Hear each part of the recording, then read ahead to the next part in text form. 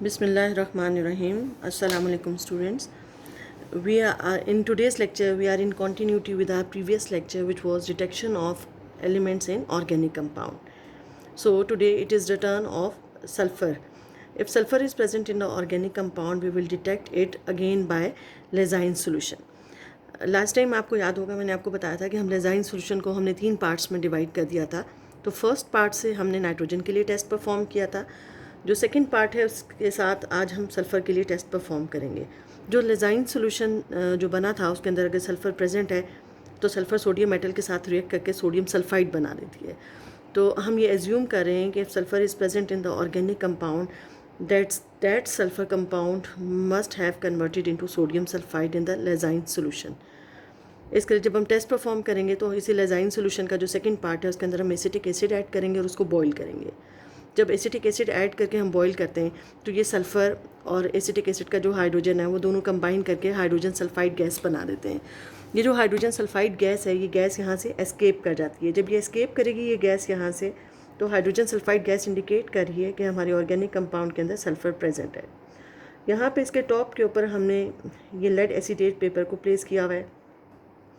Lead acetate paper बिल्कुल एक transparent paper है.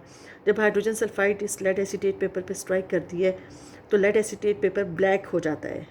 जो ही ये ब्लैक फॉर्म में कन्वर्ट हो जाएगा तो अंडरस्टूड है, ये इंडिकेशन है कि हमारे गिवन ऑर्गेनिक कंपाउंड से हाइड्रोजन सल्फाइड गैस प्रोड्यूस हो रही थी. और अगर हाइड्रोजन सल्फाइड गैस प्रोड्यूस हो रही थी तो हमारे ऑर्गेनिक कंपाउंड के अंदर सल्फ़र प्रेजेंट है. तो इस तरह से ये हमारे पास सिंपल सा टेस्ट है जिससे हम आइडेंटिफाई कर लेते हैं कि हमारे ऑर्गेनिक कंपाउंड के अंदर सल्फ़र प्रेजेंट है. जो केमिकल रिएक्शन इस सारे प्रोसीजर में हुआ उसको हम इस तरह से अंडरस्टैंड करते हैं. लेजाइन सोल्यूशन के अंदर सोडियम सल्फाइड प्रेजेंट था, उसमें हमने एसिटिक एसिड ऐड किया. यहाँ पे सोडियम हाइड्रोजन की पोजीशन पर चला जाएगा, हाइड्रोजन सोडियम की पोजीशन पर आ जाएगा, तो हमारे पास हाइड्रोजन सल्फाइड बन जाएगी. So hydrogen sulphide and sodium acetate are formed on the product side. इसी तरह से फिर हमने लेड एसीटेट पेपर को हमने प्लेस किया हाइड्रोजन सल्फाइड गैस के बिल्कुल टॉप पे. तो लेड हाइड्रोजन की जगह पे चला गया, हाइड्रोजन लेड की जगह पे चला गया, तो हमारे पास कंपाउंड बन गया लेड सल्फाइड. जो हमारा लेड एसीटेट पेपर जो कि बिल्कुल एक ट्रांसपेरेंट था, जब वो ब्लैक हो गया तो वो किस वजह से हुआ? Because of the formation of lead sulphide. Actually lead acetate paper के ऊपर लेड सल्फाइड की फॉर्मेशन हो रही थी जो कि एक ब्लैक सॉलिड है, ब्लैक कंपाउंड है, जिसकी वजह से हमारा लेड एसीटेट पेपर ब्लैक हो गया था. अब आपको पता होना चाहिए कि ये जो लेड एसीटेट पेपर है ये क्या है. ये सिंपली एक फ़िल्टर पेपर है. ये फ़िल्टर पेपर की एक स्ट्रिप है जिसको हम 1% लेड एसीटेट सोल्यूशन में डिप करते हैं. तो जितना भी लेड एसीटेट सोल्यूशन होता है, लेड एसीटेट कंपाउंड होता है, वो सारा का सारा फ़िल्टर पेपर पे एम्बेडेड हो जाता है या फ़िल्टर पेपर के ऊपर स्टिक कर जाता है. तो ये ऑर्डिनरी फ़िल्टर पेपर है. It is just an ordinary filter paper which is dipped in 1% solution of lead acetate.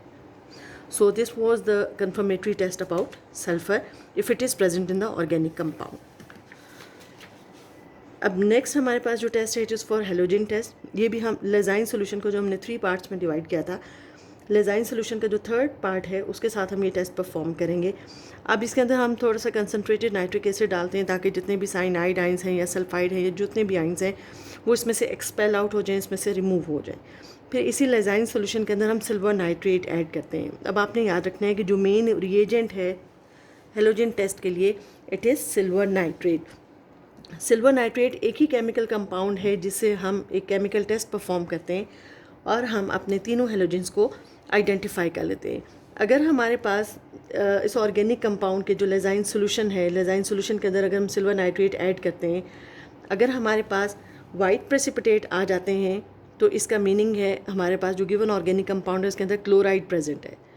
अगर सिल्वर नाइट्रेट लेजाइन सोल्यूशन में डालने से हमारे पास पेल येलो प्रेसिपिटेट आ जाते हैं तो इंडिकेशन है कि हमारे ऑर्गेनिक कंपाउंड के अंदर ब्रोमाइड प्रेजेंट है. और अगर लेजाइन सोल्यूशन के अंदर सिल्वर नाइट्रेट ऐड करने से हमारे पास ब्राइट येलो प्रेसिपिटेट आ जाते हैं तो इस चीज़ की इंडिकेशन है कि हमारे ऑर्गेनिक कंपाउंड के अंदर आयोडाइड प्रेजेंट है. अब इनको फर्दर हम कंफर्म कर सकते हैं.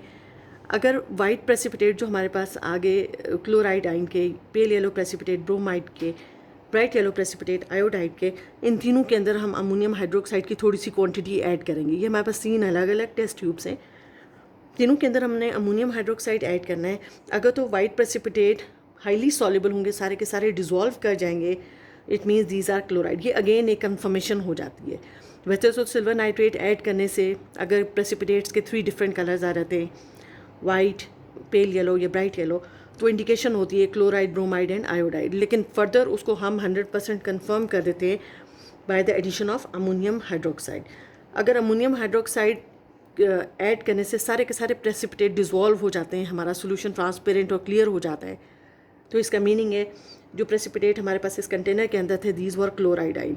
अगर प्रेसिपिटेट्स पार्शली सॉल्युबल हैं, पार्शली सॉल्युबल का मीनिंग है हाफ अमाउंट डिज़ोल्व हो जाएगी और हाफ अमाउंट डिज़ोल्व नहीं होगी, it means these are of bromide ions.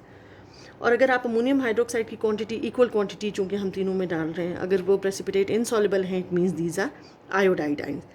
तो अमोनियम हाइड्रोक्साइड की एडिशन फर्दर हमें कंफर्म कर देती है कि हमारे प्रेसिपिटेट्स क्लोराइड, ब्रोमाइड या आयोडाइड हैं।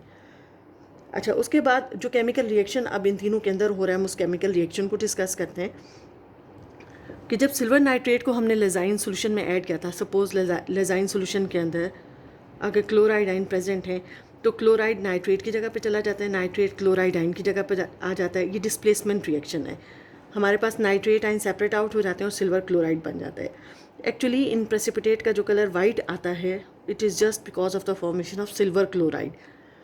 सिल्वर नाइट्रेट सिल्वर क्लोराइड बना देता है, जिसकी वजह से हमारे precipitates white in colour appear होते हैं। अगर लेजाइन सोल्यूशन के अंदर ब्रोमाइड आइन थे, हमने सिल्वर नाइट्रेट ऐड किया, तो उसी तरह से डिस्प्लेसमेंट रिएक्शन होगा। ब्रोमाइड नाइट्रेट की जगह पर आ जाएंगे, नाइट्रेट ब्रोमाइड की जगह पे चले जाएंगे और हमारे पास कंपाउंड बन जाएगा सिल्वर ब्रोमाइड। नाइट्रेट उसी तरह से सेपरेट आउट हो जाएगा। जो पेल येलो प्रेसिपिटेट्स बने थे, these are because of silver bromide. उसी तरह से अगर हमारे ऑर्गेनिक कंपाउंड के अंदर आयोडाइड आइंस प्रेजेंट थे, जब हमने सिल्वर नाइट्रेट ऐड किया, डिस्प्लेसमेंट रिएक्शन उसी तरह से होगा, सिल्वर आयोडाइड बन जाएगा। और जो हमारे पास ब्राइट येलो प्रेसिपिटेट्स आए थे, these are of again because of silver iodide. So in this way, by using one reagent which is silver nitrate, we can identify whether chloride, bromide or iodide ions are present in an organic compound. Now next it is a detection of oxygen. अच्छा students, अभी तक जैसे मैंने आपको explain किया, हमने carbon, hydrogen, nitrogen, sulphur, halogens को detect किया। हर एक ऑर्गेनिक कंपाउंड को डिटेक्ट करने के लिए हमारे पास कोई ना कोई डायरेक्ट प्रोसीजर था, डायरेक्ट मेथड था। लेकिन ऑक्सीजन एक ऐसा एलिमेंट है जिसको हम डायरेक्टली हम डिटरमिन नहीं कर सकते। कोई ऐसा एक्यूरेट, कोई ऐसा प्रॉपर हमारे पास टेस्ट नहीं है।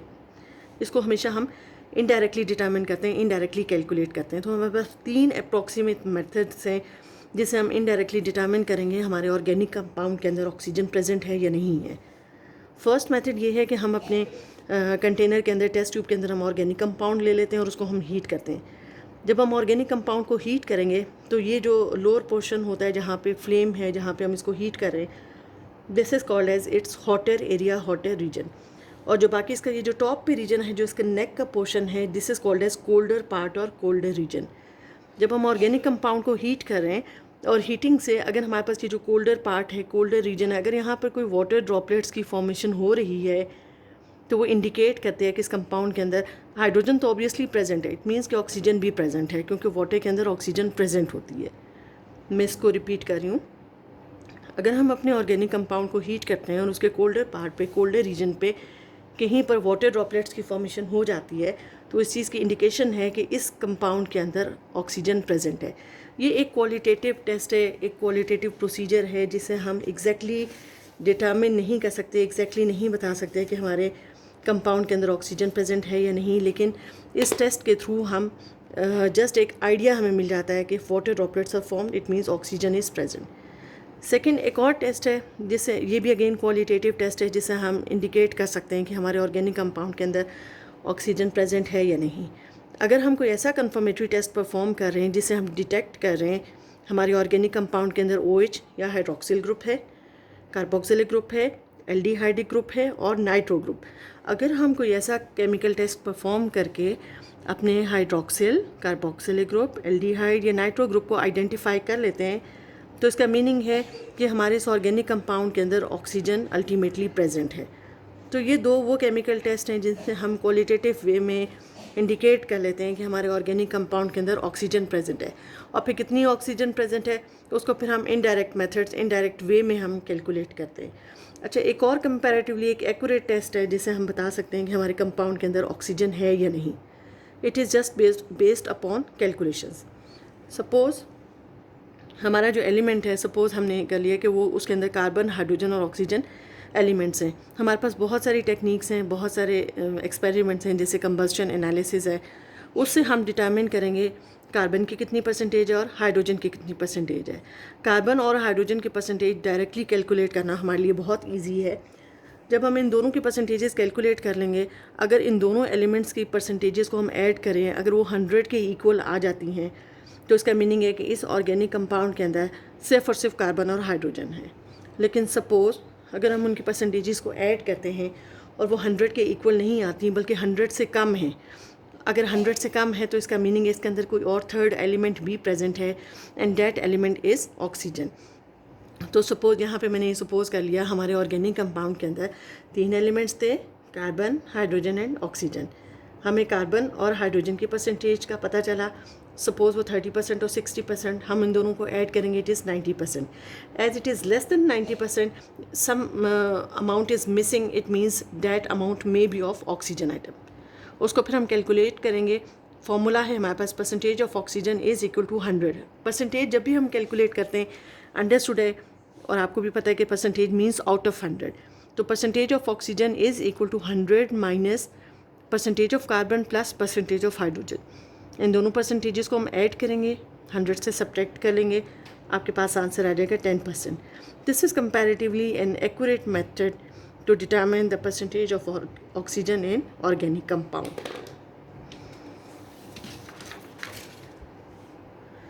नेक्स्ट हमारे पास जो एलिमेंट है, इट इज़ फॉस्फोरस. फॉस्फोरस को जब हम डिटेक्ट करते हैं तो उसके लिए हमारे पास प्रोसीजर उसी तरह से है. हम इसके अंदर कुछ केमिकल कंपाउंड्स ऐड करेंगे. हमने अपना ऑर्गेनिक कंपाउंड ले लिया टेस्ट ट्यूब के अंदर. उस ऑर्गेनिक कंपाउंड के अंदर हम ऐड करेंगे concentrated nitric acid, potassium nitrate and sodium carbonate. जब हम ये सारे कंपाउंड्स इसके अंदर ऐड करेंगे और अपने इस ऑर्गेनिक कंपाउंड को हीट करेंगे, तो इसके अंदर अगर फॉस्फोरस प्रेजेंट है तो वो सारी की सारी फॉस्फेट में कन्वर्ट हो जाएगी. हमने एक्चुअली फॉस्फोरस को फॉस्फेट में कन्वर्ट करना है, क्योंकि फॉस्फेट को डिटेक्ट करना बहुत ईजी है. हमारे पास बहुत सारे प्रोसीजर्स हैं, बहुत सारे केमिकल टेस्ट हैं. जब फॉस्फोरस फॉस्फेट में कन्वर्ट हो जाएगी तो इसको हम फिर वाटर में, इस यही जो कंपाउंड बनेगा उसको हम वाटर के साथ मिक्स करेंगे. जब वाटर के साथ हम इसको मिक्स करेंगे तो हमारे पास सोल्यूशन बन जाएगा. उस सोल्यूशन को हमने बॉईल करना है और उसके अंदर हमने कंसनट्रेटेड नाइट्रिक एसिड ऐड करना है. साथ ही हम इसके अंदर एक हॉट सोल्यूशन ऐड करेंगे which is of hot solution of ammonium मोलिबिडेट. जब हम ये सारे केमिकल कंपाउंड्स ऐड करेंगे अपने फॉस्फेट के सोल्यूशन में, तो हमारे पास yellow precipitate, yellow coloured solution आ जाएगा. अगर तो हमारे पास येलो प्रेसिपिटेट्स आ जाते हैं, येलो कलर्ड सोल्यूशन आ जाता है, वो इंडिकेशन है कि हमारा जो गिवन ऑर्गेनिक कंपाउंड था, इस ऑर्गेनिक कंपाउंड के अंदर फॉस्फोरस प्रेजेंट है. क्योंकि हमने फॉस्फोरस को फॉस्फेट में कन्वर्ट किया पहले, और फॉस्फेट को डिटेक्ट करना बहुत इजी है. डिफरेंट केमिकल रिएजेंट्स हमने ऐड कर दिए. ये जो येलो प्रेसिपिटेट या येलो कलर आ जाता है, it is because of the formation of a compound, and that compound is ammonium phosphomolybdate. ये कंपाउंड की फॉर्मेशन होगी जिसकी वजह से हमारे पास येलो कलर आ जाएगा. उसके बाद लास्ट में हमारे पास है डिटेक्शन ऑफ मेटल्स. मैंने आपको पहले भी बताया था कि ऑर्गेनिक कंपाउंड के अंदर मोस्टली कार्बन, हाइड्रोजन और कुछ नॉन मेटल्स प्रेजेंट होते हैं. मेटल्स बहुत रेयरली प्रेजेंट होते हैं. अगर ऑर्गेनिक कंपाउंड के अंदर कहीं मेटल्स प्रेजेंट हैं तो फिर हम उस ऑर्गेनिक कंपाउंड को कहते हैं that is an organometallic compound. अपने उसी ऑर्गेनिक कंपाउंड को हमने चाइना डिश में ले लिया जिसके अंदर हमने मेटल को डिटेक्ट करना है. इस ऑर्गेनिक कंपाउंड को हम डायरेक्टली हीट करेंगे. इसके अंदर आपने कोई केमिकल कंपाउंड, कोई और सोल्यूशन ऐड नहीं करना. जब आप इसको डायरेक्टली हीट करेंगे तो ये ऑर्गेनिक कंपाउंड जो प्रोसेस शो करेगा, that is called combustion. Combustion के प्रोसेस में अगर ऑर्गेनिक कंपाउंड के अंदर जो कार्बन है, हाइड्रोजन है, वो ऑक्सीजन के साथ रिएक्ट करके अपने ऑक्साइड्स में कन्वर्ट हो जाएंगे और वो ऑक्साइड्स यहाँ से एस्केप कर जाएंगे. पीछे हमारे पास जो चाइना डिश है, हमारे पास जो कंटेनर है, ये हमने प्लेटिनम क्रूसिबल लेना है. प्लेटिनम क्रूसिबल हम इसलिए लेते हैं कि प्लेटिनम हमारे कोई भी ऑर्गेनिक कंपाउंड, कोई भी सब्सटेंस है, जब हम उसको हीट करते हैं तो वो सब्सटेंस के साथ रिएक्ट नहीं करता. ये जो हमारे पास ये जो चाइना डिश शेप का मटेरियल है, इसको हमने कहा प्लेटिनम क्रूसिबल. हमारे पास पीछे सिर्फ और सिर्फ मेटल रह जाएगा. इसके अंदर जितने भी एलिमेंट्स थे, कार्बन, हाइड्रोजन या जो भी कोई और एलिमेंट था, वो सारा का सारा एस्केप कर जाएगा, कंबस्टन शो कर देगा. हमारे पास पीछे सिर्फ और सिर्फ मेटल रह जाएगा। ये जो मेटल है ये इनकम्बस्टिबल रेजिड्यू है। इनकम्बस्टिबल का मतलब है कि ये फर्दर बर्न नहीं करता, क्योंकि मेटल्स का अपना मेल्टिंग एंड बॉइलिंग पॉइंट बहुत हाई होता है। अब इस मेटल के अंदर हमने कोई भी डाइल्यूट एसिड ऐड करना है, डाइल्यूट हाइड्रोक्लोरिक एसिड ऐड कर सकते हैं, डाइल्यूट सल्फ्यूरिक एसिड ऐड करते हैं। ये मेटल उस एसिड के साथ रिएक्ट करता है। जब ये मेटल उस एसिड के साथ रिएक्ट करता है तो ये सोल्यूशन बना देता है, हमारे डिफरेंट कंपाउंड्स में कन्वर्ट हो जाता है, वो कंपाउंड सोल्यूशन की फॉर्म में आ जाते हैं। और उसके बाद हमारे पास एक पूरा प्रोसीजर है, हमारे पास पूरी एक स्कीम है which is called as salt analysis. ये अब आप सेकेंड ईयर के प्रैक्टिकल्स में भी इंक्लूडेड है। तो सॉल्ट एनालिसिस के थ्रू हम बहुत इजीली डिटेक्ट कर लेते हैं कि हमारा जो भी गिवन सॉल्यूशन है, जो भी गिवन कंपाउंड है, उसके अंदर कौन सा मेटल है। हर मेटल को डिटेक्ट करने के लिए हमारे पास केमिकल टेस्ट है। तो यहाँ पर मैं कोई भी केमिकल टेस्ट मेंशन नहीं कर रही, क्योंकि हर मेटल का अपना एक प्रोसीजर है, अपना एक केमिकल टेस्ट है। तो इस तरह से अगर हमारे पास ऑर्गेनिक कंपाउंड के अंदर मेटल्स प्रेजेंट हैं तो हम किसी भी मेटल को बहुत इजीली डिटेक्ट कर सकते हैं by converting it into solution, and then it is followed by salt analysis. So students, with this topic we have completed our chapter. इस चैप्टर से आपको ये क्लियर हो गया होगा कि ऑर्गेनिक कंपाउंड्स क्या हैं, ऑर्गेनिक कंपाउंड्स कहाँ पर एग्जिस्ट करते हैं, और हमारी डेली लाइफ में जितने भी ऑर्गेनिक कंपाउंड्स हैं, चाहे हम इंडस्ट्रीज़ में देखते हैं, चाहे मेडिसिन्स हैं, चाहे क्लोथिंग है, चाहे शेल्टर है, चाहे फूड है, चाहे जो सब्सटेंसेस जैसे लेदर है, जो भी सब्सटेंस हम अपनी डेली लाइफ में यूज़ करते हैं, हम बहुत इजीली डिफरेंट केमिकल टेस्ट के थ्रू आइडेंटिफाई कर सकते हैं कि हमारे उस ऑर्गेनिक कंपाउंड के अंदर कौन कौन से एलिमेंट्स प्रेजेंट हैं। So this is all the application of organic compounds, organic chemistry in our daily life. Thank you so much.